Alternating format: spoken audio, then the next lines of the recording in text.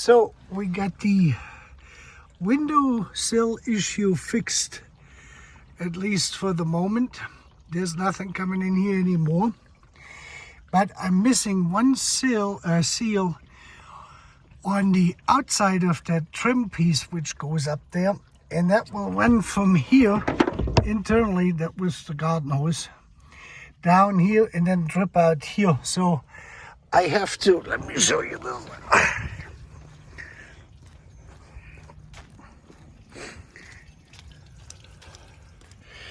This piece here is loose and there's a hole underneath here where a clip goes in, and when this thing goes up a little bit, the water runs into this hole here and then it comes in on the inside. Otherwise we got it fixed for the moment. Let me put that back on here. You can see this how the water test looks like it. We can test the middle now out.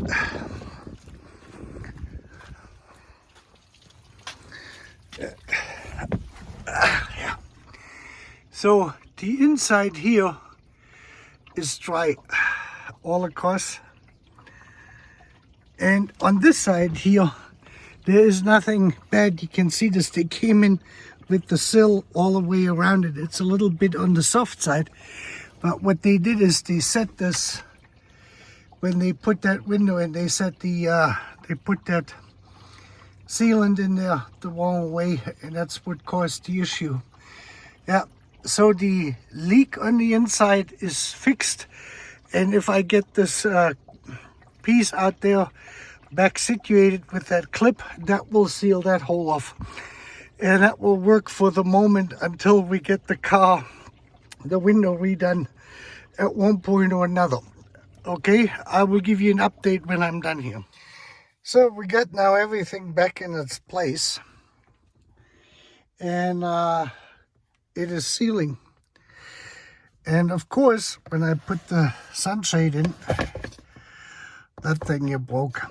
This here, it is just the age of the stuff. So I need a new sun visor for the driver's side. This thing was going out anyway. I got it back in, and you can't really see too much of it on the ceiling, but this whole part now here is sealed all the way up here and around. And I put some sealant in that hole on that strip out there. The person who worked on this did not know what they were doing, so they broke off the clip on that whole trim piece out there. Then they didn't put, I saw that last year, they didn't put the comb trim back in correctly. And then they had taken this out here, and they had bent this strip, that comb plated strip in here, which I had out yesterday. That keeps actually from my wind visor from snapping up correctly, and that's probably what broke the plastic parts off. So you can see this gets really, really tricky if you don't know what you're doing, unless you read the manuals of what you need to do and what you need to take out in order for this to get back together in one piece. Let me see. Yeah, this is working fine. But now from yesterday, you can see now my visor is not coming up. See this? It gets stuck here. And this happened as soon as I put this in, because this thing is bowed like this. It got a bow in it.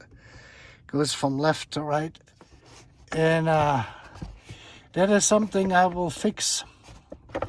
I basically need a new comb strip for here too.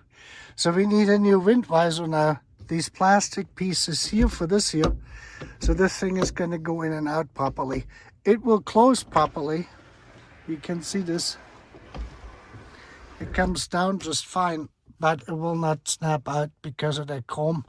They bent this comb piece here when they took this out to fix the windshield, which they didn't know how to fix. So it stayed that way. That ruined this part here. Nothing else got damaged from the moisture. And especially since I got the mat in here, it doesn't go into the floor. So my carpet underneath is not wet. And my floor is okay. I checked all of the stuff out when I got the car. So the amount of water which came in here was very limited. And because it ran off here, it basically cracked this wood, especially in the winter when you have snow coming in and it gets wet, and then the colder temperature starting to push this out. And the steering wheel is minimal. It is just cracked a little tiny bit right here on the corner. You can't see it. There's nothing loose, so it's not a big deal. But this is how one thing leads to another. And of course, this thing here was completely gone here. The outer casing of this is a replacement rear view mirror I got of eBay for I think $75. And I had to put this in because that was one of the first things I fixed on this car, was just to get the drivability back. Was those parts that was all gone, and everything else is okay. This lens here got some cracks in it, and that is just old age, and eventually I have to replace this part here with a new one. But it is coming along. I had to fix the water leak first because I can't really do anything with the trim pieces until we have eliminated all leaks. This area here was the only leaks I had. Over there on the passenger side, there is no leaks whatsoever. You can see this. The wood over there is okay. That's just a little bit delaminated from age there in that right corner, but there is no water damage in here. Everything else is fine. That is typical when you have a car parked outside under a tarp, for one of those projects when you place it outside somewhere and you put a tarp over it so it doesn't get... The tarp will build up the heat, and that will take care of all of this stuff with the plastic. The good thing is they had put a cover over the dashboard, so I have no cracks in the dashboard. But I'm still contemplating on how I get these stickers. They used Velcro stickers on there to hold that cover in place, and of course that cover was all faded out. And thank God they had that cover on there because it protected the dashboard. But I'm not quite sure. I don't want to go on there with any harsh chemicals to get this off. And I tried alcohol, and you can see that hasn't worked too well. And if anyone has any ideas on how to get old Velcro glue stickers off a dashboard, that would be appreciated. The speakers are okay in the front. I had in the rear only this speaker was bad. I replaced that one. And then I have that cracked seat here on this side. Everything else is in a pretty decent shape. It just needs to be cleaned some more. This car needs really a thorough cleaning, a detailing. But really the detailing doesn't make any sense either until you stop all leaks. And like I said yesterday, is if I get a larger, chip in the windshield, and the windshield has to be replaced probably at one point or another again. Looking at the stickers, then we're going to fix that seal issue. But I'm going to bring this into Mercedes-Benz to have them fix this, because this way we have to replace the chrome plating around the whole window frame, and then the two strips on the side, they need to be done too. And you can see that Mercedes-Benz sticker here itself is fading off too. So that windshield was replaced quite some time ago. And it looks like it was a Mercedes-Benz shield, but it could be probably also possible that it wasn't. That I'm not sure about. There is no part number etched in anywhere I can see Mercedes-Benz part number on this windshield. So it may have been an aftermarket, and it was one of those guys, which comes by and fixes this stuff. The mobile window replacement people who did this, and he kind of got behind when he laid out the seal on this thing. And they had to hurry up, and that's why he missed the spots here on this side. He did it okay until the corner here, and then from here all the way up to about right in the middle, that's where he kind of missed everything, or where the seal was actually too far on the edge of the window. So when they set it in, there was nothing underneath the window itself, the windshield. And that caused the leakage in here. That's basically how that happened. And in the process, the way this was disassembled and this stuff here was disassembled here, this here and this here, with bending this, that tells me this was a non-Mercedes-Benz person who did this. Anyway, the other part I need to locate is this plastic cover here that had broken out. It was just brittle from the H. This has to be replaced. And then the center console piece here. And you can see this here is already bent and everything too, from H. And from heat, it has basically shrunk in size. That is the biggest problem I'm having in here with all these plastic parts, is that they have shrunk. You can see this here is a new thing. It doesn't fit in here anymore. I adjusted it out. But this part here has basically shrunk.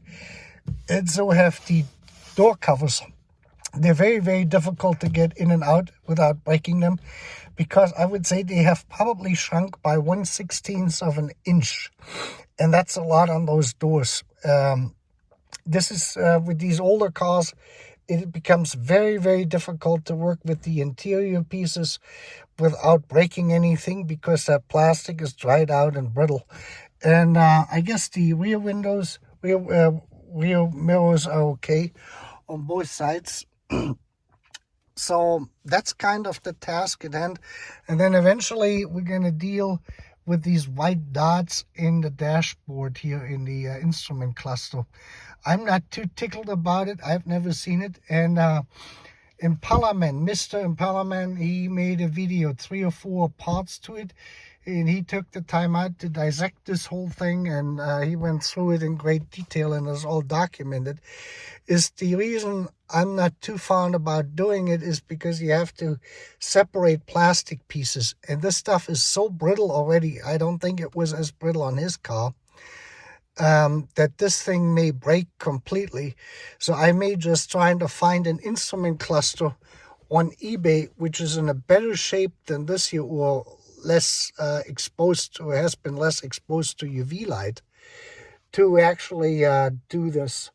And then we will see. Well, anyway, we got the window seal issue removed, the water leakage here now taken care of pretty well.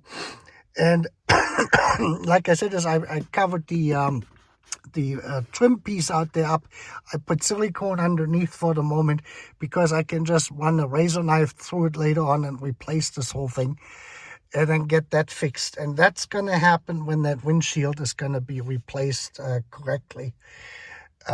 So with that, you have a great afternoon, and happy Mercedesing.